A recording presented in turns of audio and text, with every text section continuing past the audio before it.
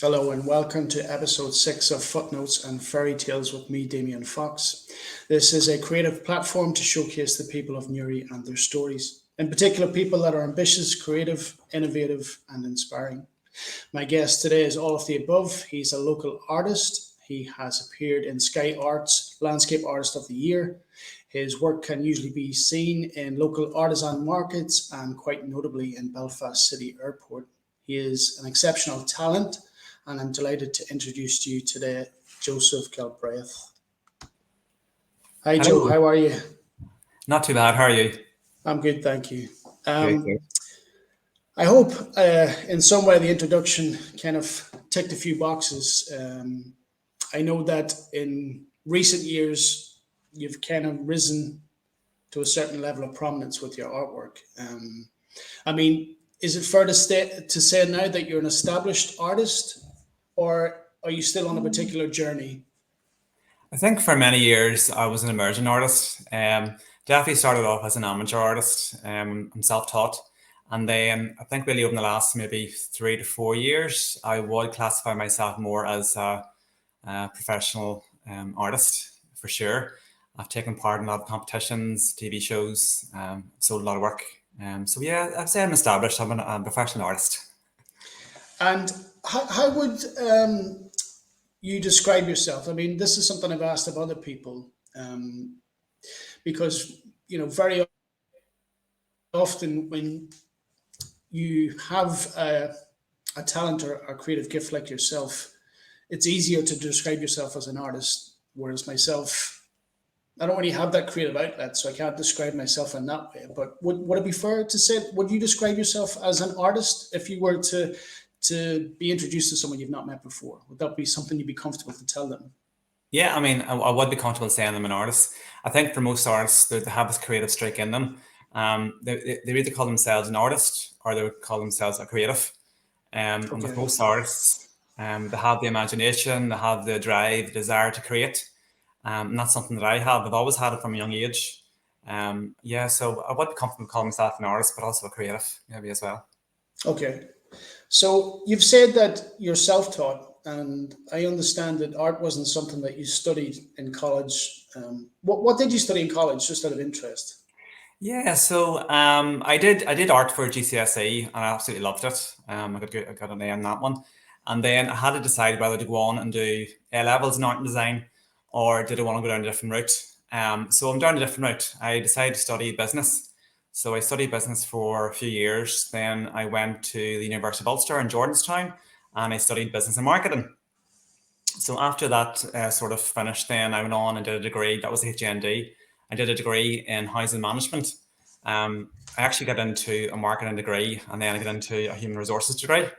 But decided to go against the grain and do something different, and I chose housing management. Yeah.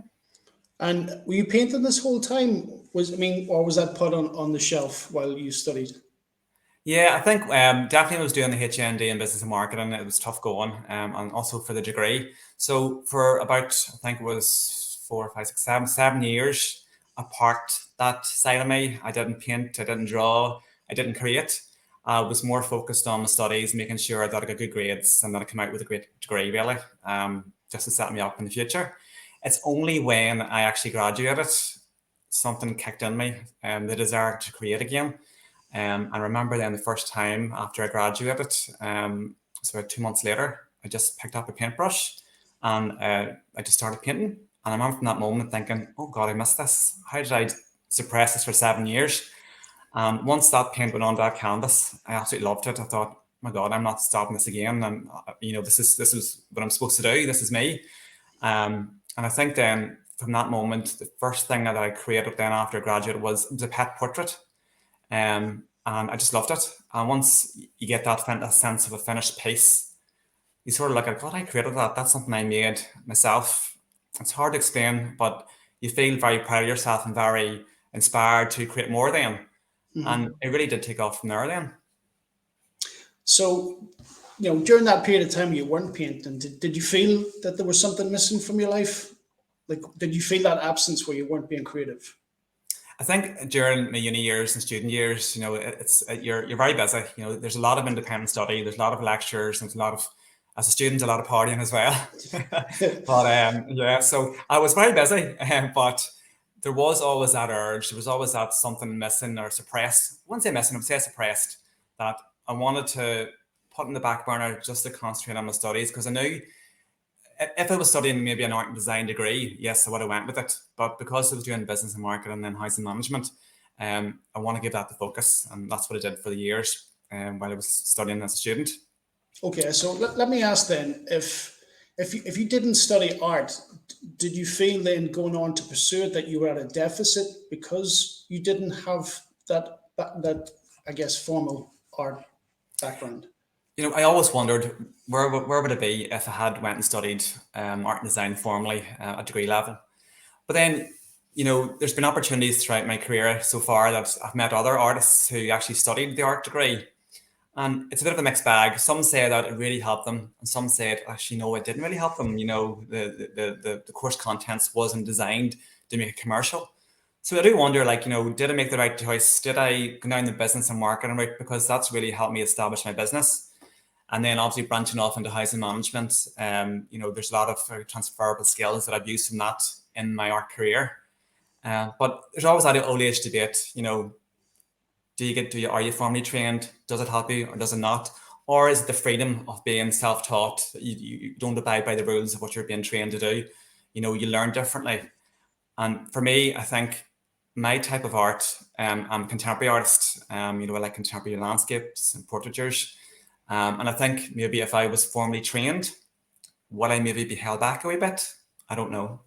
And do you think perhaps you've had to work harder because you've not had the formal background and that you've had to kind of forge your own path? No, I think for me, it does come naturally. I think either it's in you or it's not. And like everything, it's practice makes perfect. People, I remember always saying to me, like, Joe, how can you draw so well? Or how can you paint so well? How do you come up with this? And it's not just one day I woke up and I just decided to paint something and draw it, and it happened. I remember from a young age, I think I was 6 or 7 maybe, in my living room, and my mum came over to me and she was watching me draw. I think I was copying the cartoons or the paper strips, the newspapers. And she was saying, God, that's really good. You're doing great there. Keep going. And at the time, I didn't know what she was doing, but she was encouraging it. She was sort of making me copy the drawings every week that came out in the newspapers, making me copy what was on the TV. And she was nurturing it, really. And it was only then, I think it was about maybe 10, my mom actually kept all the drawings and she put it in like in a cupboard in the house. And then she said to me, look, I kept all them drawings. Let's have a look at them, and went through them and seen how it developed from years and years and years. So yeah, she was definitely nurturing me and pushing me on that front. Now, if we could just move on then, I guess when you have a creative outlet, whether it be painting or, in my own interest would be writing, there's always a fear when you put your work out there for other people to see. There's always that fear: how will it be received? Am I capable to receive criticism? Am I strong enough to take it and move forward and learn from it? Was there a point when you started to put your work out there that you were fearful? Perhaps introspective. You were kind of looking and think, am I good enough to do this? And what would people think? Yeah. Definitely, there was times when I was first starting out again after the degree. There was times I was sort of thinking, how am I going to be received? Is this something that people think it's different, or something that they've seen it before? Oh, he's just another guy who maybe can paint and draw. I've seen 100 of them. So I definitely had to try when I was painting after the degree. I had to try and establish myself as a brand and also do something different. And traditionally, I could paint traditionally, no problem, but I wanted to step outside of that a wee bit, and I wanted to go a bit more contemporary, whether it's with the composition, whether with the colours, or whether with the narrative of the story. But I remember the first time I put a post up on, I think it was Facebook, and I thought, I'll put this up, I'll just gauge the audience, I'll see what they think. And bear in mind, Facebook is more your followers and more your friends and followers. So I thought, I'll test that market first. And I did. I put a painting up I can't remember what it was, but I put it up. I think it was probably possibly another pet portrait. And I put it up, and literally within, I think it was 20 minutes, I went back to my phone. It was on silent, and it had all these messages. I had all these comments. It had all these likes. And I said, "What is going on here?" So I went on and checked it, and there was all this positive critique, and everyone was being so friendly and nice, saying, "This is amazing. Didn't know you could draw. You didn't know you could paint. You're doing so good. Can you do this for me? Can you do that? Can I commission you?" So it was amazing. But that gave me the confidence really to think, okay, maybe I can do something here with this. Maybe I can just create artwork and get out there, and people do like it. So that was the Uh, starting point. Even now, would you say that you still have some insecurity? Because painting, like writing, are a very thing. You invest something personal into it. So I know that you've come a long way. You're an established painter now. I think you're fully confident in your skills. But does there still be some insecurity where you think, I don't want this to be received badly? How would I take the criticism? Yeah, I think any creative or any artist would say the same thing. I think if you were to say that, "Oh God, no, my work's brilliant. I'm brilliant at this," you'd be fooling yourself a wee bit. There's always that self doubt in the back of your head where you think, "Oh, have I done this before? Have I created this before? What's different about this? What's new? Is the market going to pick it up?" And you always sort of push and challenge yourself. But there's always that self doubt, and I think the self doubt does push you a wee bit more, particularly if you're ambitious. Use it to help you a wee bit. And that's what I've done. If I have that self doubt creeping in, I've always got a strong network around me. Whether it's my wife or my family, I always get their critique about that. If I have something idea or if I have a painting, I would get their sort of feedback, and I know it's going to be honest feedback. Particularly my family, they would say, "Joe, it's good, but maybe push it a wee bit more, do something with it." And then I go away and I think about it, and then I push it a bit more. And how self-critical would you be? I mean, have you, and I'm sure this happens, I mean, I've written things, I've not been happy with it, so I've scrapped it, binned it, moved on. Have you done that with paintings? Yes, absolutely. So I have actually painted a few pieces, and painting in the wee hours, I would have maybe a wee gin and tonic, and then out in the studio. And then by the next morning, I wake up and look at it and go, "Oh my God, I thought that was great." But no, no. And then I get the paint and I just paint over it again and I start it again. And I think if you just accept it the way it was and you weren't 100% happy with it, as a creative, it'll never go anywhere. So there is at times when I spend maybe about 15 to maybe 20 hours on a painting and I'm not happy with it. I will have no hesitation in painting over it and starting again. Yeah, that's something. It has to be right. It has to feel right. It has to be perfect. And if it's not Yeah, perfect, I'm not putting it out there. that's what I asked. I think the third person I interviewed was Elizabeth McGivern, the writer. You know her from Yuri. I do indeed. Yeah, she's brilliant. Yeah, and I asked her, at what point are you comfortable enough to, essentially, do you know that what you've written is what you're satisfied with? Like, how do you get to a point where you go, I'm done? Because there's always perhaps the urge to say, I could do a little bit more, I could tweak this, but at some point you have to draw a line and say, this is finished, I'm comfortable with it. How do you know? Absolutely. Because when I first sort of starting out, I kept going and going and going. But there is a danger as an artist and a creative, you can overwork a piece. And if you overwork a piece, you ruin it. So that means like maybe you made the colours all muddy, or maybe the narrative, the story, it's too much, it's too cloudy, or maybe it's just too messy. And you're not communicating across what you want the painting to say. And for a long time, I was the same. I just kept working on it. I'll keep working on it. Instead of doing 15 hours, I'll do 30 hours on a piece, not realizing that actually I overworked it and I messed it up. So you have to get to a point, and now for me, it's instinctive. I know when I have to stop.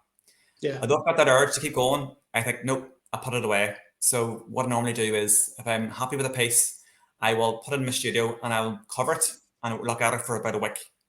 And then I'll come back to it. And after that week, I'll have fresh eyes and I'll think, yep, no, I'm happy with that. I'm going to get it varnished now and put it out there. And that's how I normally process things. And that's something that you've developed over a number of years. Oh yeah, it's taken years and years. Because there's always this thing in the back of your head, like, oh, is it good enough? Can I maybe keep going here? If I keep going, will I ruin it? and 9 out of 10 times I always ruin it. So I've learned to sort of stop a wee bit. I've learned to put it down, walk away from it, come back with fresh eyes. And if it needs a wee bit more, tiny wee bit more painting, and then I'm done. I'd also, I mean, you talked about doing art in high school, and I also had a number of friends that were quite talented artists, but never pursued it. So it takes an incredible amount of hard work and perseverance. And I mean, I know you personally, so I can testify to that. You can't just, put your paintbrush to a canvas and it's done. I mean, you've dedicated a large part of your life, I suppose more recently, to it. But talk to me Yeah. about the amount of work and time So that you invest. yeah, so for me, I work full time housing management. That's my main job. But then I'm very determined and ambitious around the world of art. And really, in the last, I'd say 7, 8, 9 years, I've been pushing it. So after working a full week in housing management, say 36 hours a week, I come home most weekends. I'd have dinner, and then I go out to my studio. I'm quite fortunate. I have my own studio at the bottom of my garden, and made that investment in my art career. So I'd go in there from maybe about say 7 o'clock in the evening, and I would be there to maybe 11 or 12 o'clock weekdays, and then weekends is the same. When I have a free weekend, if I'm not at an artisan market or at an event, I'm normally found in my garden room painting, Saturdays and Sundays as well. So I always say, yes, I do 36 hours in my main job, but I probably match it in my part-time job as well. Yeah, yeah. Talk to me about the studio because it's not something you've always had the luxury of. What does it mean to you to have that space just for you? Yeah, I mean, to me, it was about 2, 3 years ago. I was still operating from the house, mainly in the kitchen, and working with oils. There's chemicals, there's smells, so it's not ideal, particularly if you have a family walking around you. So I made that decision that maybe 2, 3 years ago that I'm going to make the investment. I'm going to purchase a high standard, good quality garden room. I got it built, I got it designed, I got it built. It's in the bottom of my garden, and it's my own space, which I absolutely love. It has its own sink, it has its plumbing, its heating, electrics, and basically it houses all my materials, all my paints, and all my finished pieces of art, and all my work in progresses as well. And I think without that space, I definitely would have been struggling. I definitely would not have created so many pieces, and developed over the last few years. I just basically need that space in order to grow the business, really. But is it a haven for you? What is it like just to cut yourself off and be creative? It's, people always ask me, Joe, like, is it tough going after work? You go out to that space and you paint and you create. I get lost in the moment. When I'm creating something, I just love it. I put the music on, I put Alexa on, I put music on, I paint away. And before you know it, I maybe start at 7 o'clock, and before you know it, it's 12 o'clock, 1 o'clock in the morning. I'm like, oh, I have to stop here. So I need it sleep. doesn't necessarily feel like work. It's a labor of love. No, it doesn't feel like a chore or work at all. That's exactly what it is, Damien. It's a labor of love. I think, if you're ambitious and you want to create something and you want to do well in the art world, you have to put the time and the investment into it. And that's what I did. I decided early on that I'm going to get this garden room. And I think it cost me like something like £8,000. And I just did it. I bought it, and it's an investment for my artwork. Yeah.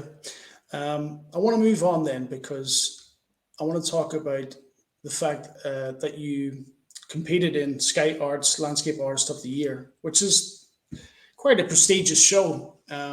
First of all, I want to talk about the fact that you've put yourself out there and I guess applied for it because I suppose 9 out of 10 people would say, I would love to do that, but never will.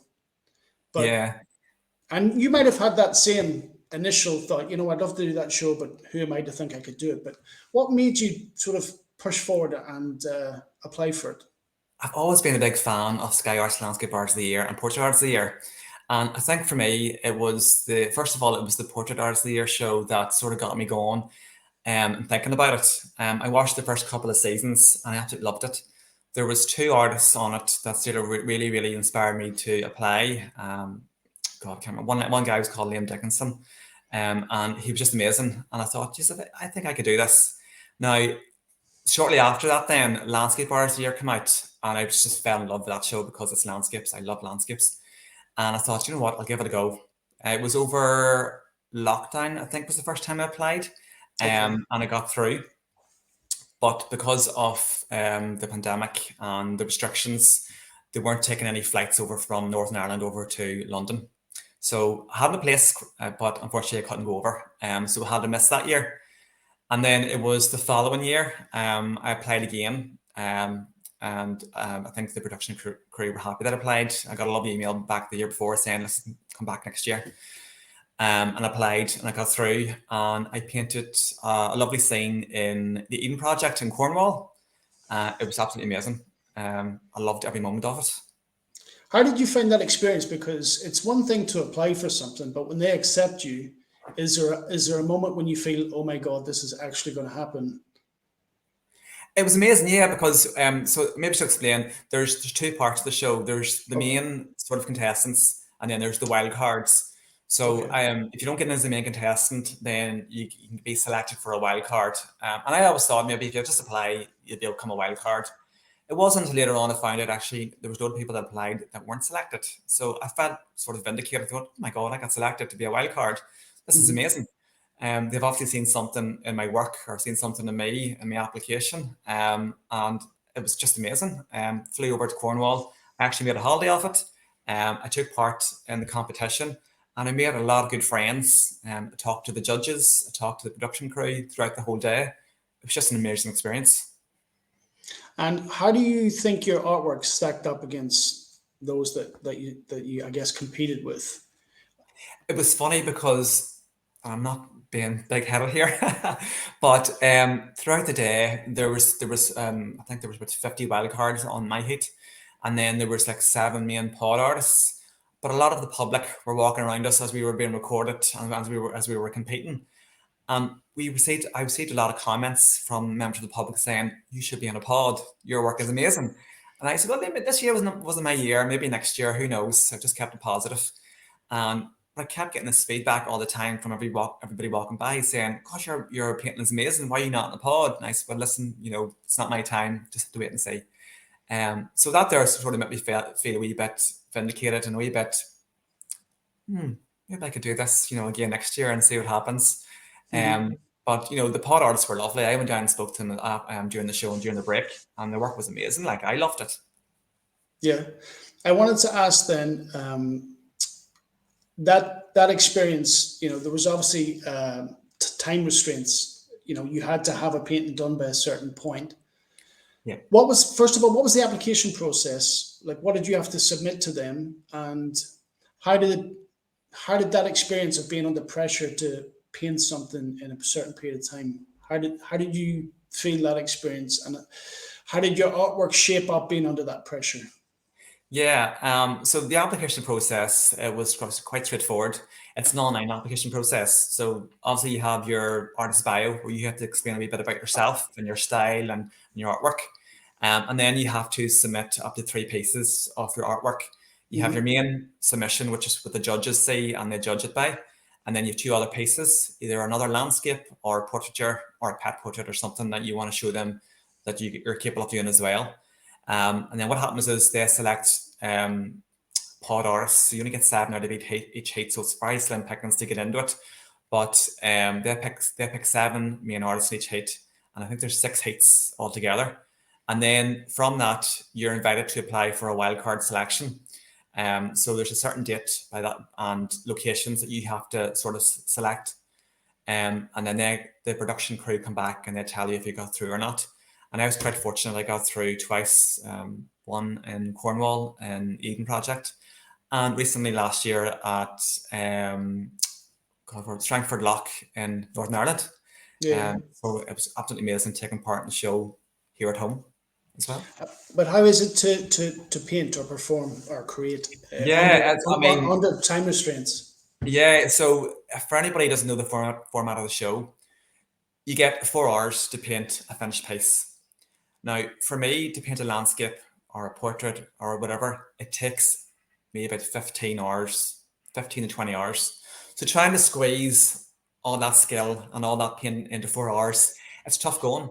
So you get 4 hours to paint, but it's over 6 hours. So during the Okay. 6 hours as well, you're interviewed by the production crew, you're interviewed potentially by the judges, and then you have to do retakes of you walking up to your paints and actually painting.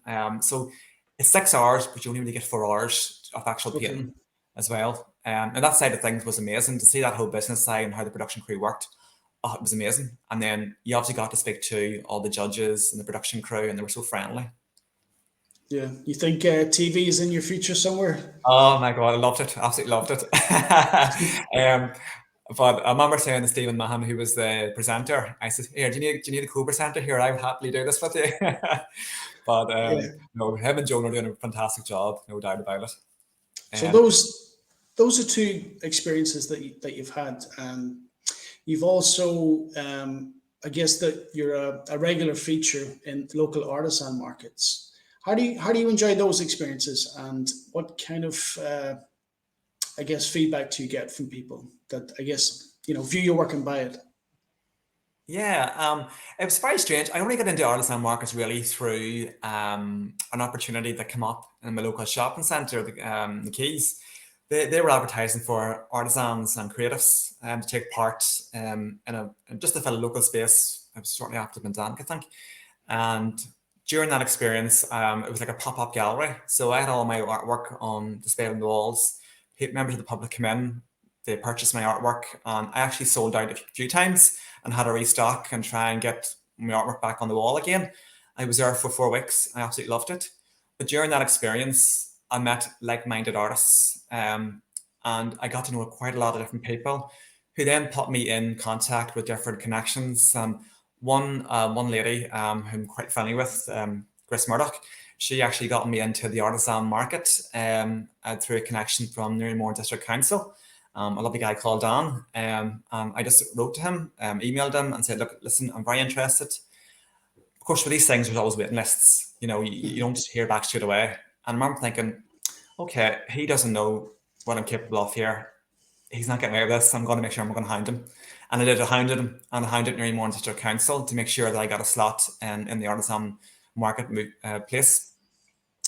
But I remember thinking then, I went down to him and I said, "Dan, hi, it's me, Joe, how you doing? I was emailing you." And he was a nice guy and talked away and everything. And I said, "Look, can I show you examples of my work?" And showed him examples of my work on my phone. And he absolutely loved it. He says, "Joe, I'll put you on next week. These are amazing. I think they're going to sell very well in the markets." So I was absolutely delighted. By that stage then, I only had about, I think, a week and a half really to get all my stuff together. So I had to then get all my artwork together. I had to get my stall. I had to get promotions, banners, leaflets, stickers, and I had to get prints done of all my artworks in a week and a half. It was the most stressful thing I ever did in my life, but it was well worth it. So I managed to do it in time and get all my artwork put out there for the first artisan market. And I think the first artisan market I did, if I'm correct, was the Warren Point artisan market. And I was just blown away by the response, really. My first ever market, I sold out most of my prints, most of my framed art, and sold out a few of my originals as well. I was just blown away about the response and support. And I thought, this is something I can really do here. I can really develop this. And then from that, it's just gone strength to strength, really. And you enjoy that because I mean it's an opportunity for you to mix with people, socialize, I guess, talk about your work.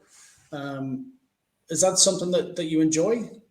Yeah, for me personally, I've always been a people person, even in my day-to-day job. I think a few of my peers, other managers I work with, they would say that I've very good interpersonal skills. I'm always the one who's sort of positive and smiley, engaging with people, and I try to get the best of them. So I love listening to people. I love listening to stories. I love listening to their backgrounds. I'm just fascinated by people, and I think that goes a long way when you're selling art. People probably just think you put your art up there and people just come over and look at it. It doesn't really work that way. You have to build rapport with people. You have to create a connection. They want a story about your artwork. They want a story about you. They want to know who you are, why you created this, and where you're from, and if you're local and if you're not local, why I think I could sell this here. And I've just got a really good response. And I think personality really, really helps, as well as your artistic skill. Yeah, I mean, it's one thing to sell your work online where people don't get to see the artist. You know, they can buy a piece, there's no interaction. But here you have, with the artisan markets, an opportunity to mix with people.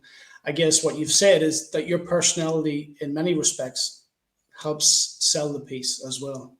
Is It that is, fair to yeah. say? I think, and that's a fair comment. I think, when you're speaking to people, see if you were just stood behind your stall and say, oh, that's my artwork there, have a look. If you need anything, let me know. Now, you're going to get people who don't want to be approached, and you sort of have Hmm. to read the body language, and because if you approach them, they'll walk away. But you're also going to get other people who want to be approached and who want to know more. So I sort of engage it by their body language, really, and about their response to me. And when I say hello, how are you? You'll get the odd person who'll say, oh, hello, I'm well, how are you? It's a great day. And then they want to engage with you and get in conversation. But you get the other person say, oh, no, I'm great. Don't make eye contact and just look at the artwork. And then you sort of say, okay, well, listen, if you need any help, just over here, give me a wee shout and I'll come over to you in about 5 to 10 minutes. Whereas you get the other people who will say, oh my God, what's this piece about? This is so great. What's the inspiration behind it? And then you tell them the inspiration behind it and the story about the art and who I am as an artist and where I came from and how I developed. And they just buy into it so much. Just love the idea that someone local who is really driven and ambitious and loves the world of art and has created these contemporary pieces and they want them in their homes. I'm just flabbergasted that I have my artwork in people's home all across the country and even abroad. Um, Yeah, that was something I was going to talk about because I understand that you've been commissioned to paint for people in Spain, the United States, I think China, Australia. Talk to me about some of those experiences and how people from those countries reached out to you. Yeah, the first major commission I got was from a lady who came in actually to the Key Shopping Centre, that pop-up gallery. She seen one of my pieces, and it was a contemporary blue piece of a woman. She was all blue. But little did I know, in Spain and Menorca, um, there's an artist called Jesus who paints these blue people in the local sort of airport there, and they're all over the airport walls. So it's a thing in Spain. And she loved it that much that she thought that I was inspired by this artist that I've never heard before. So I got speaking to her and I was all like, no, no, this is just one of my contemporary pieces. And it was actually based on my wife, her silhouette. I did like flowers in the hair. I did like a dolphin coming out of the hair and a fox and things like that. And she absolutely loved it. And wasn't until really, I think, it was maybe about 4 months later, she reached out to my website and she contacted me and she said, hello, this is so and so. I bought a piece of you about 6 months ago in a pop-up gallery in the Keys, and I want you to do a commission for me. Now, this was the biggest commission I've ever done in my life. She wanted a 6 foot commission of the same idea of this blue lady emerging out of the water with aquatic life and flowers and ocean flowers as well. She wanted for her villa in Spain. So as you can imagine, I was a wee bit, okay, yes, I'm going to do this. I just need to think about how I'm going to do this because I've Hmm. never done a 6 foot painting before, oil painting before. So I had to invest and I had to purchase on specialist canvas. It's like a duck canvas cotton. I purchased it. Then I had to prime it. Then I had to sketch out the design. Then I had to sketch it transferred onto the canvas itself. And then I had to paint it. And then when that dried, then I had to varnish it. And then I had to try and transport that to Spain, which thought, okay, this is logistics. How am I going to do this? This is crazy. But she was very good. She worked with me. So instead of putting the canvas on stretcher bars and trying to get a big 6 foot painting shipped over to Spain, she let me actually keep it on the canvas, roll it up, put it in a packing tube, and she was happy enough then to take it to Spain on the other side, where she got her framer then to wrap that around and get stretcher bars. And it was just amazing. Then about 2 weeks later after that, she sent a photograph of the painting on her wall, and it was just amazing to see it. A big, huge piece of artwork sitting in Menorca, in Spain. And our friends and our family just loved it, and they were wanting pieces as well. So that's where it really, That really started off. Really, from that, I put that post up on social media, and it really started to take off. I think the next big piece was then Australia, I think it was. Um, And then obviously I've sold pieces in the artisan markets where tourists have come over to Northern Ireland. They've seen pieces, they bought them, and they've taken them back to their home countries like China, um, Canada, USA. So it's been absolutely amazing. And how does that make you feel? I would imagine that would give you an incredible lift to keep going. Not that you weren't, Yeah. anyway, but I mean those kind of experiences, to step back, take a look, and think, "Oh my God, this is what I've done. This is the kind of outreach I now have, where I'm not just painting locally. Yeah. This is, in some respects, it's kind of gone international, and that has to make you feel good." It has blown my mind. It really has. I remember the first time I sold a piece and thought, "Oh, this piece of art's going to be in this lady's home in where I'm from in Newry." And I thought, "God, that is amazing! Like that's my legacy in someone's home there." And then really to push that and get pieces of artwork in the likes of Warren Point and Belfast and Patrick, Derry, all across the country. And then to go international, national across the pond, parts of England, Scotland, Wales, and then to go international in parts of Australia, Canada, China, America. It's just been amazing. It's good when I actually sell a piece and I can hear an accent from a customer. I always say, "Oh, where are you from?" And they tell me where they're from. And I say, "And where's the artwork going? I'm interested in where it's going." And I remember one lady saying to me before, she was, "Why do you want to know where your artwork is going? Are you that invested in it?" And I says, "Do you know what? I put a lot of time, a lot of effort in it. I just like to know where it goes. I want to go to a good home." And I know when I do my social media posts about, if I sell a piece of artwork, I always say, this piece of artwork has found its new forever home. And that may be in Canada, Australia, or wherever, Belgium or whatever. And it's just good to know. And I have a wee book in my house where I make a wee note of where the originals go, and even some of the firm prints. And sometimes I go back and look through it and I think, "Oh God, look, it's been there, it's been there, it's been there," and just gives that wee bit of motivation to keep going. I use it as a bit of a tool, really. Yeah. I mean, that in itself is remarkable. That kind of leads me on to the next point. I wanted to obviously talk about I guess, where people can buy your work. I mean, I understand that your work's on sale in Belfast City Airport. How did that come about? I actually was taking part in an artisan market in Junction 1. Where's Junction 1? Up in County Antrim. I think it is Ballymena. Is it Ballymena, I think? And I was approached by the vendor of a shop in, well, it was a new shop, really hasn't been established yet. He had a shop in London, and then he decided to come home from London and set up a shop in Belfast airport. So he approached me and he looked at my artwork and he said, "Look, I'm setting up a shop here. Can I give you my card? Will you put some of your prints, some of your artwork in my shop?" And I thought, "You know what? Yes, I'll give it a go." Thinking that, he's just being polite. I'll never hear from him again. And it wasn't until about, I think it was 3 weeks later, I got an email from the company, and it was like, "Hello, remember me? We spoke at Junction 1. I'm definitely interested in your artwork. I want to stock your artwork in the shop." And I thought, "Oh, okay, so he's serious about this. So he wants my artwork." So I remember then setting up, I think it was like a phone call and a Zoom call. We had a wee chat about the terms and conditions and about what he wanted and what way it was going to be displayed in the airport. And it just really developed from that. I remember going up to him to the airport and he showed me around the workspace, and he thought, "This is your workspace here. This is where your wall's going to be. This is where your art was going to be." And I haven't looked back since. And that was Ulster, Allster, and they're an amazing shop. When you're leaving departures, they're there, and it's a great wee shop to go and have a nosy. You can get everything in it, from artworks, knickknacks, bits and bobs. So do everything really. That has to be surreal. I mean, have you had the experience now where you've been traveling through Belfast City Airport and you've popped in and seen your work? What's that experience like? I remember the first time it popped up. Where was it going? I was going to London actually, just a concert. And I remember popping through and I'm walking in and just seeing my artwork all over the wall and on the shelves. I'm thinking, "My God, this is so amazing. This is so surreal." And obviously speaking to Eddie, the man who owns the shop, and he was so complimentary, and he was just saying, "Like, your artwork is doing so well. We need a restock soon."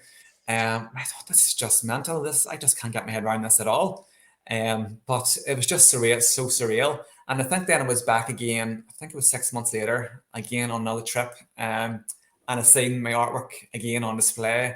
And there was a few ladies standing around it, and I thought, I'm going to stand here just to see what the comments are, just to be a bit nosy. And I sort of stood behind me, and I was looking at something else. I can't remember what it was, but the ladies who were saying, "Isn't that amazing? Look at that! Look, how does he get that gold in that?" And most of my contemporary pieces, particularly for my fine art prints, I tend to embellish them. So I add paint, and for a long time I've been doing gold leaf embellishments, just to sort of stand out a wee bit from other artists. So I went over there and I said, "How you doing?" And they sort of looked at me and goes, "Oh, you interested in this piece?" And I said, "Well, no, actually, I'm the artist. I'm actually coming through the airport, and I heard what you were saying." So they couldn't believe it. They were asking me about the piece. It was actually a piece I painted of the Dark Hedges, a set that was used for Game of Thrones TV show. But I did something different from it. I did it all bright and colourful, and I did pops of gold in the background, like light coming through. So I was explaining the format of it, and I said, "Now, if you hold that up there to the light, up to the window, you're going to see how dramatic that changes."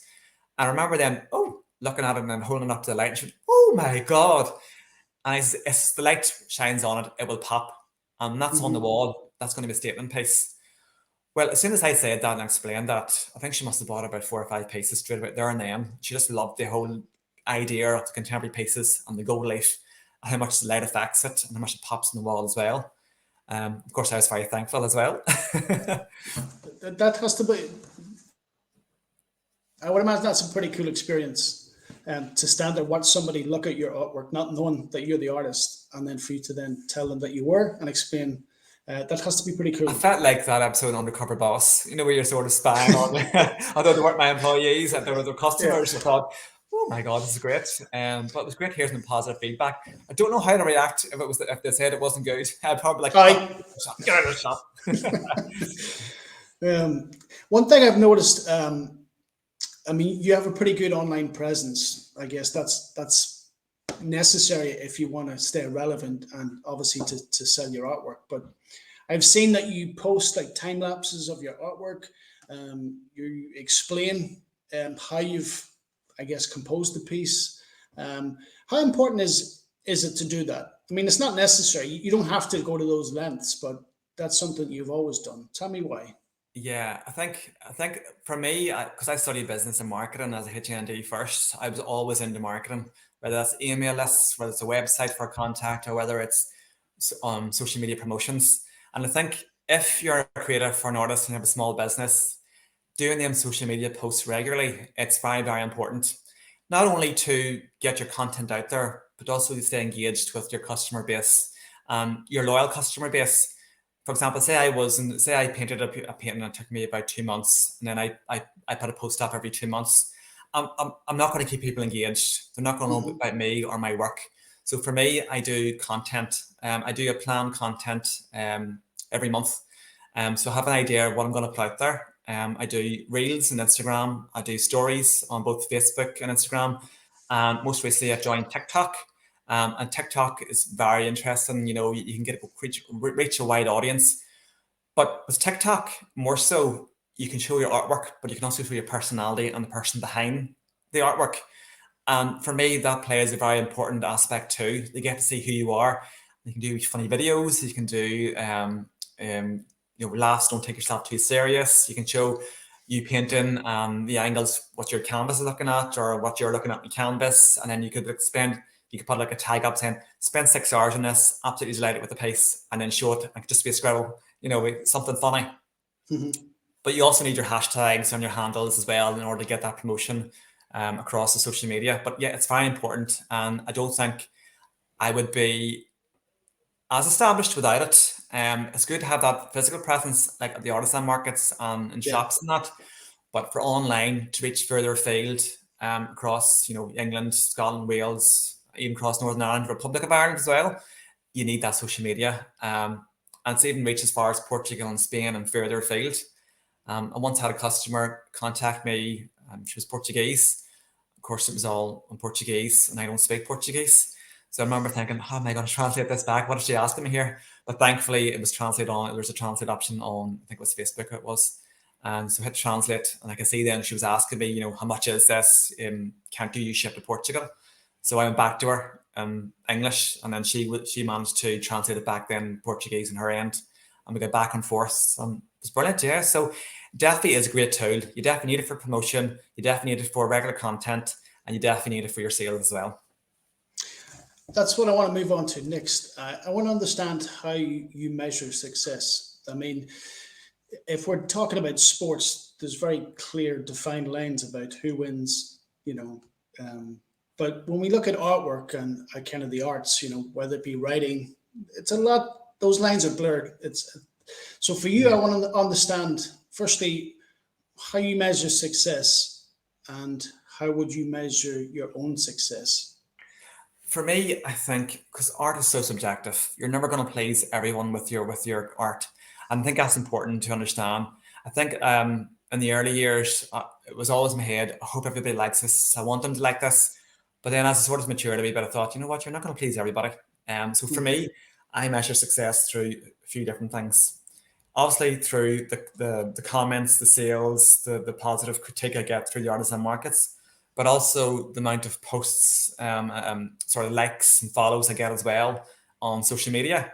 Now, I know in this day and age, there's a lot of people who push, oh, I want more likes, I want more followers. I'm not really about that, but I do measure the social media content every month. I can see the amount of engagement I see on Facebook, Instagram, TikTok, and I can compare that month on month, and I can see, okay, yes, I reached more this month than last month. I've received more comments this month than last month. I've received more likes, more engagement, and that shows that I'm doing something right. That Mhm. basically my planning of the social media content is right and reaching far and wide, and that's how I sort of judge it as well. Also on the amount of sales I get from originals. Now, prints are fine, that's great. That's always going to be top up. But if you get a sale from an original, that's something that's a different level altogether. If you get, you can charge upwards of, X amount for that, more so than a frame print or a print. And it shows you that if you get sales from original, that people are still very interested in you as the artist and your work. So it's always refreshing to get a sale now and again from an original. So then, if we can move on, like if you look at yourself and how far you've come and where you're at, do you are you in your own mind? Are you successful, or tell me Yeah. about that? I like to think that I am. I've worked hard. I'm dedicated and committed to, I'm not going to say the job because it's not a job for me. It's something that's passion, really. It's something I really love doing. It's a labor of love, as I said before. And for me, I think that because I've worked so hard, I do have a plan. I'm not just free. I'm just not freeballing this. I do have a plan and where I want to go in a few years. I think I would have did it this year, only for with the cost of living crisis and lockdown. It's a different economy. Art is such a luxury item. It's not an essential item. So I think hold off a wee bit, keep doing what I'm doing at the minute, keep promoting on the social media, keep doing the artisan markets. I'm in the shops as well, but I do plan in a couple of years. I would love the opportunity to open my own place, whether that's in Newry or Warren Point or somewhere close by, and a wee small mini gallery with my own work, and maybe a few local artists as well to help them with their work. Um, and I think there is a sort of gap in the market in the Newry area. Was that always the goal? Do you think? Yeah, I mean, it's always been a goal for me. I've always wanted my own sort of premises. And I think the time has to be right. And at the minute, the Mhm. time is not right because of the economy and because of the cost of living crisis and because we need to come out of a lockdown as well. And I think all those artists that have opened a gallery during that time, my God, respect to you, well done. That's such a huge risk. But for me, I think because it's such a luxury item, and people's are squeezed at the minute with income, I think I'm going to hold off and wait for another year or two. But I do plan, yes, I've been looking into it. I've a business plan, I've been speaking to advisors, and it's coming down the line. Okay, so I want to move on from how you measure success and how you measure your own success. I guess I want to talk about, if you look at the body of work that you've created so far, what would you be most proud of? Whether it be an individual painting or a series of paintings, what stands out in your mind that you say, if everything that I've done, I enjoyed this the most or I'm most proud of? I think for me, it was actually during lockdown. For years, I painted still life. I did portraiture. I did pet portraits. I even painted at one stage on canvas shoes and sold them as a small business. But really, and that was all acrylics and fabric paints. But the first time really I sort of stepped out of my comfort zone was during the pandemic and lockdown, where I decided to just go for it and use oils. Bear in mind, I only had limited knowledge on oils and I'd never really done it before. So there was a lot of research I had to do to get about mediums and what oil paints to use and how to protect my skin and make sure I don't breathe in the fumes and protect the ones around me as well. But the first piece that I painted was during lockdown was off the Creve Road where I live. The Creve Road really is, there's a bit of a walkway, a popular walkway with dog walkers and joggers and runners. And it was, I was out with the family walking along and I seen a sunset happening over sort of like a green mountainous area with the trees, and it was just idyllic. And I remember thinking, God, I'm going to take a picture of this. I'm going to paint this. This is inspiring me so much. And I did. I took a picture of it, and the picture I took was just amazing. Just where the sunset was coming down, the rays of light, and I thought, I'm so motivated. I'm going to do it when I go back, and I did. I grabbed my canvas and started sketching it out, and I started painting it. So that was one of my really first proper landscapes that I painted in oils, and it's one I'm very, very proud of. And actually, right up until this year, it was still one of my best sellers at the artisan markets. People just loved the idea of the brightness of the sun and the country setting of the walkway. It just appealed with them so much. It was only recently, really, my painting of the Mourns had taken over sales wise, but that was my best seller for years. So let me talk then about your family, because I understand you've got two kids. What impact, if any, do you think being exposed to art has on your children? They might not necessarily pursue art, and you've got two siblings yourself, neither of whom paint. You do, but do you think even on the periphery, just being exposed to it to any level, that it helps instill something in them? Yeah, I remember painting when they were younger, and both my daughter and my son were looking at me thinking, what's he doing? What's going on here? And I could see that they were interested in what I was creating. And again, I thought maybe they have this creative streak in them. They like this idea of creating something and making a finished piece. Particularly my daughter, for years, she just loved it. She was always making creative pieces, whether it was sticking pieces of cardboard together to make, trophies or, ornaments, and whether she was painting on canvas beside me. She just seen it and she was just inspired by it. Now, most recently, my son, he has taken a huge creative strike on us. And I think him more so has sort of pursued it more than my daughter. He just loves to paint, draw and sketch. And he reminds me so much of me when I was younger. Me copying the newspaper strips of the cartoon strips. He's constantly on the likes of YouTube where they showed him videos of how to draw, say, like a monkey or a zebra in a cartoon format. And step by step, he would draw it out. Step by step, he would color it in. Step by step, he would paint it in. And what he creates at the end of it is just amazing. And my daughter watched him doing this as well. It's got her back into it again.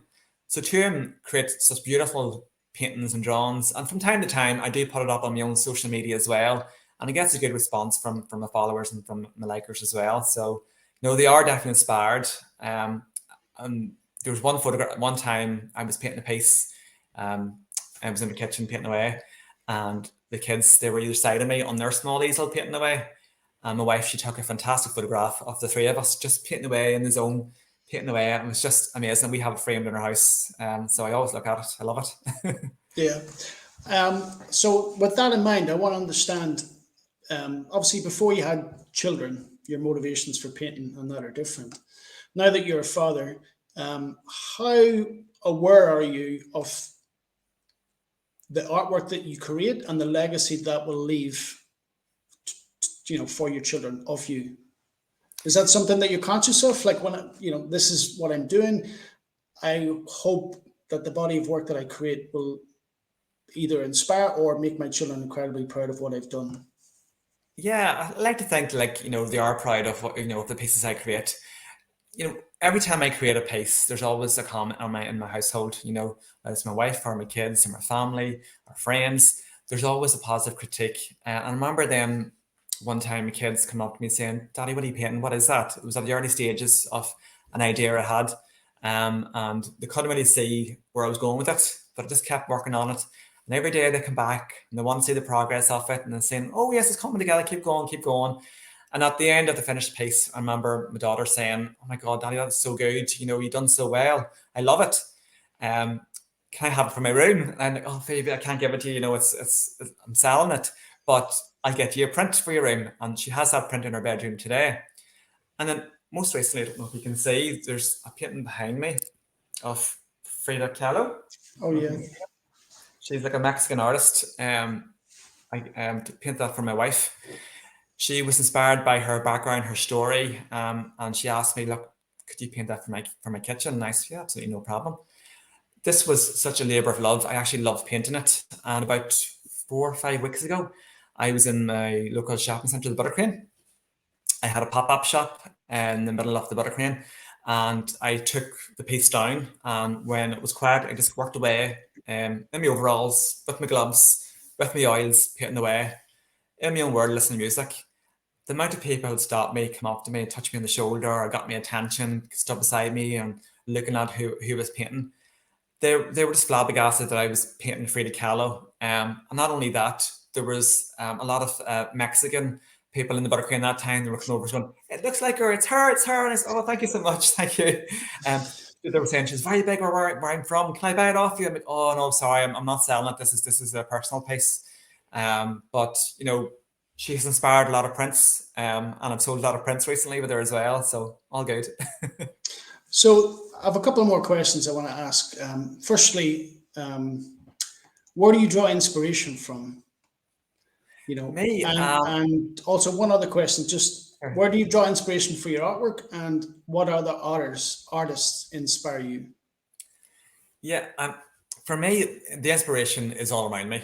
For my landscapes, I tend to concentrate on the local scenes and beauty scenes around me, such as the Mourns, the beaches. We have some amazing places here in Northern Ireland, and we're very, very lucky. I went exploring in the likes of beautiful beaches like Murlock Bay, Newcastle Beach, I absolutely love. The Mourne Mountains, I'm always up a mountain taking a photograph of the scenery, of sunsets, of the wilderness. Beaches as well in the Republic of Ireland, such as Downing's Beach. Anybody knows me will know that I've painted a lot of Downing's Beach. I'm just fascinated by Downing's. I just love it. Actually, that's one of them there. So that's Downing's there, a very moody Downing's Beach that I painted in February with a palette knife. And I just love capturing the local scenes around me. And I think people love local scenes. They love a story as well. So it always helps with, creating interest and generating sales as well. What's the second part of the question? Is there any artists that inspire you? Like, who do you look to? Yeah, so obviously I love Frida Kahlo. I love her backstory and everything about her. Don't particularly like her style and artwork, but I just love her as an artist. But for me, the main man that I'm inspired by would be Van Gogh. I absolutely love his artwork. I love his style. I think he was so contemporary, so beyond his years.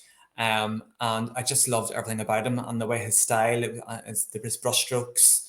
It was just revolutionary at the time. He's just amazing. He's one of my favorite artists for sure. And I know in times when I need inspiration, I can just go online. I can look at his artwork. I could study for hours looking at the way he painted something, the strokes that he uses, the blobs of art, the idea behind it. And my favorite piece would be Starry Night. I absolutely love it, the way he's on the stars in the sky and the atmosphere. And I've seen certain versions of that over the years by different artists. It never compares to the original. He's just an amazing artist and someone I'm always inspired by. And I know that where I need a bit of inspiration, I can go online, I can research his catalogue of work, his story, his background, and I can be inspired by it as well. That's another thing I wanted to ask, because obviously as an artist, and you'll probably admit this of yourself, that you're never the finished product. You're always learning. You're always evolving. How do you sharpen those skills? Who do you look to? Like you've said, Van Gogh, obviously, but like new techniques and stuff. Where do you draw that new information from? I think for me, yes, most artists hopefully would agree, but you can't be static. You can't just say you can't keep creating the same things over and over again. You can't keep creating the same kind of brushstrokes. I always try to mix it up. So for me, I get my inspiration really online as well. The likes of TikTok, the likes of Instagram. If you put in a hashtag, like contemporary portraiture or hashtag contemporary landscape, the amount of new artists come up all the time, the different styles, techniques. And then particularly like stuff TikTok and YouTube, you can actually get tutorials on how they created that or how they use the medium in a certain way. And it's not actually like copying what they're doing, but it's getting inspiration, thinking, okay, I can take a bit of that, but if I do this differently onto Mhm. that surface, I can create this. And it's just about thinking about different ways to keep it fresh, different ways to keep it contemporary. And I think it's important that you don't stay static or stagnant. You just have to try and keep it fresh and contemporary all the time, or you're going to be left behind. Um, that's something else I kind of asked somebody else that I interviewed, and I suppose it probably relates to you as an artist as well. The second person that I interviewed was a stand-up comedian, a young fella from Newry, Yeah. and I asked him, as a stand-up comedian, do you think you view the world through a particular lens that most people don't see the world? He's looking through a lens where he perhaps sees comedy that other people mightn't see. So I Yeah. wanted to ask, do you think as an artist you look at the world through a different lens than most people? Like, I are think I you? do. Yeah, yeah. I really do. I think I do. I'm not like most people anyway. Most people I know, most people tell me like you're quite fun, bubbly, and I see things differently than most. And I don't know whether it's my creative side, my brain's maybe stronger than my logical side. I don't know what it is, Hmm. but I do view the world differently than most. I like to have fun. I work hard. I play hard. I just feel differently. I suppose I don't know. I can't explain it, but it's But just about. with respect to looking at things, you think that you see artwork and potential artwork where other people would just say, "Oh, that's lovely," and move on. Where you're like, "This has something. I could capture this." Yeah, I know when looking at something, whether it's another piece of artwork or whether it's inspiration from a landscape or even something like a silhouette, I can see something and say, what if I did that silhouette, but if I added this into a landscape and did this, would this work?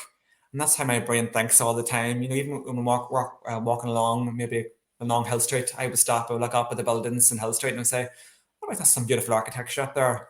Down ground level, you wouldn't notice it, but if you look up, you can see it, it's beautiful. So what happened if I took that silhouette, with that skyline and did this to that in my next painting? And that's what I do. I just mix and match and try my best. And I'll always find them always in my head talking to myself as I'm walking along, thinking, oh God, that there's nice. Or what have I used this composition? Or what skill or technique could I add into this next painting? You know? Yeah, I mean that's something that he talked about. I asked him, because just the way he's built his DNA, and as an aspiring comic, he's always looking out for what's funny and what's potential material. And I asked him, "Are you able to turn that off?" And he essentially said, "No, I can't. That's just how I view the world now." I think Um, that's how people, like particularly creatives and artists, I think that's how we're wired. I don't know, I can't explain it. I think it's just in us. I think, we see the world a different way than most. We like to create, but also get that sense of a finished piece as well. And the sense I get of creating a finished piece, it's just euphoric.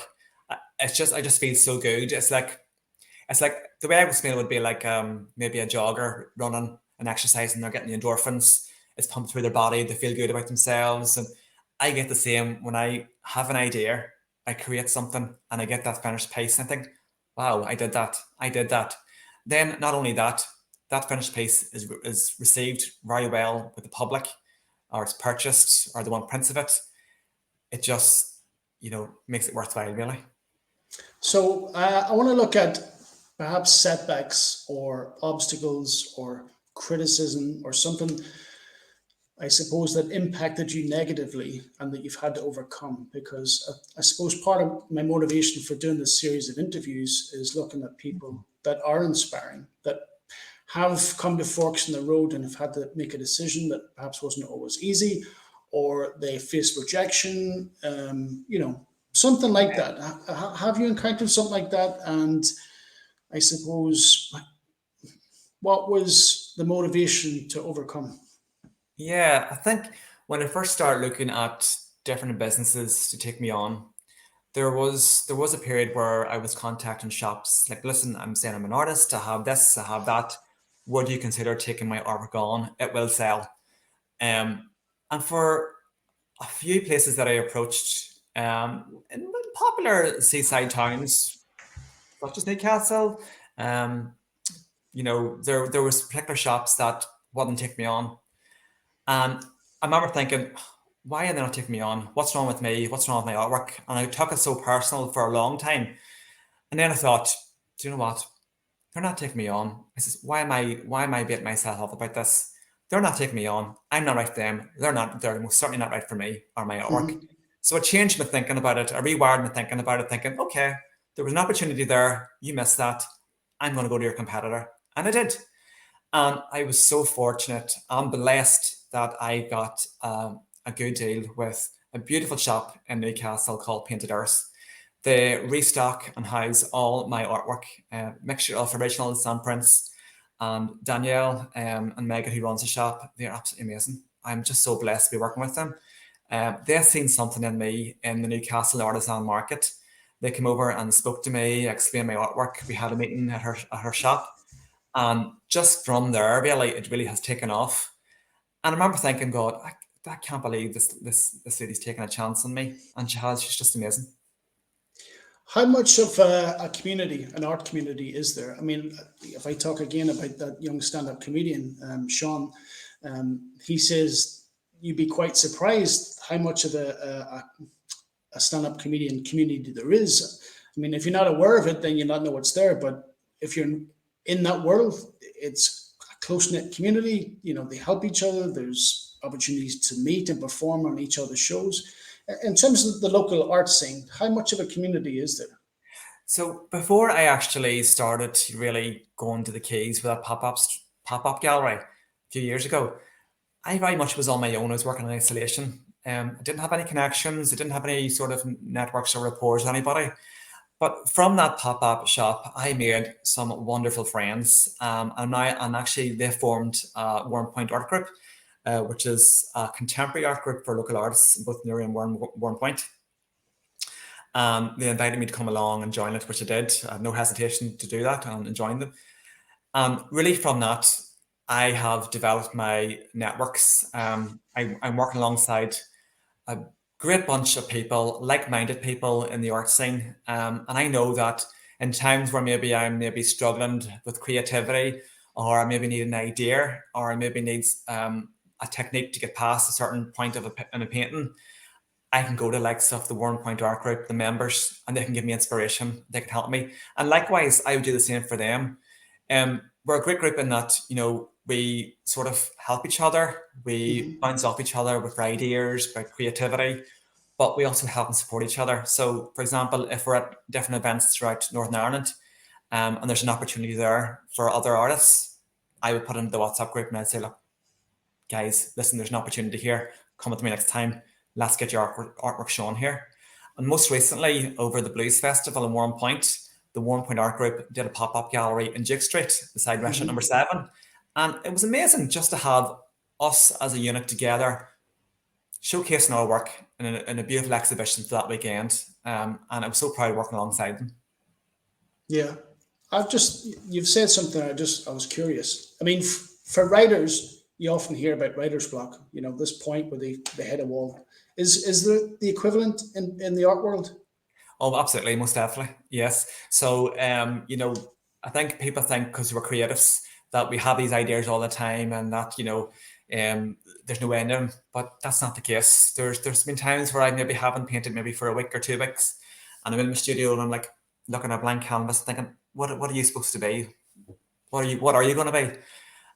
It's called a creative block, and you do get it from time to time. But what I find the best thing to do is just to naturally let the ideas come to you. See, if you try and force it, it's not gonna turn out right. So if I need to walk away from it for a few days, or if I need to put a painting down and walk away from it and come back with fresh eyes again, I do that. Or if I need to bounce off ideas or need inspiration really from online, from the likes of Van Gogh or Frida Kahlo, or even contact the Warm Point Art Group for ideas, that's what you need to do. You need to have that strong connection around you. You need to have that network. I find in order to get those ideas and really to stop that creative block. So for most certainly, just because you're creative, you still get a creative block. And going forward, I mean, do you imagine that you'll always paint? I think I will paint until the day I die. There's no doubt about it. I'm never going to put the paintbrush down ever again. Sometimes I do look back thinking, okay, I was doing my HND, I was doing my degree. How did I not paint for 7 years? I just look back thinking, how did I not do that? But I know that I was distracted. I was focusing on getting good grades and living my life as a student. But whatever's going on in my future and whatever happens in the future, I'm never going to put a paintbrush down. That's going to be me from now till the day I die. There's a number of reasons why you're inspiring. And again, like most people, we don't see it of ourselves, because you have that humility. You're not going to sort of blow your own trumpet. But I mean, first and foremost, your work ethic. I mean, you apply yourself, you've a particular drive, your ambition cannot be questioned. And I guess the output has been incredible. You're not someone that occasionally paints. You're constantly constantly working, and that's commendable. What's next for you? First of all, what do you hope to achieve in the not too distant future? Where can people view your work and buy your work? And what would you tell young people that perhaps want to get involved in artisan markets? Perhaps a group where they can reach out for advice or certain guidance. Yeah. So thanks for a few questions there, but I'll try and answer them all. So the future, again, I definitely hope I'm going to continue with the artisan markets. I'm going to continue with my work in shops, and I'm going to keep pushing my online content as well. But definitely in a year or two, I do hope to have, fingers crossed, my own space, my own gallery, my own brand. And whether that's going to be in Newry or Warren Point or somewhere near Mourne, I still have to decide. But I'm really keen to push on that, very, very keen. But I'm just waiting on the right time, on the right economy and the right market, but I will do it. And I think, for people who are inspired by art and design, and they don't know where to turn, your local council is amazing. There's a lot of advice there, but also look online, the likes of Facebook, look on Instagram, put in, local art groups, do a Google search, the likes of Warm Point Art Group. We're on Google, we're on all social media platforms. If you're a contemporary artist, you use something different, we would love to hear from you.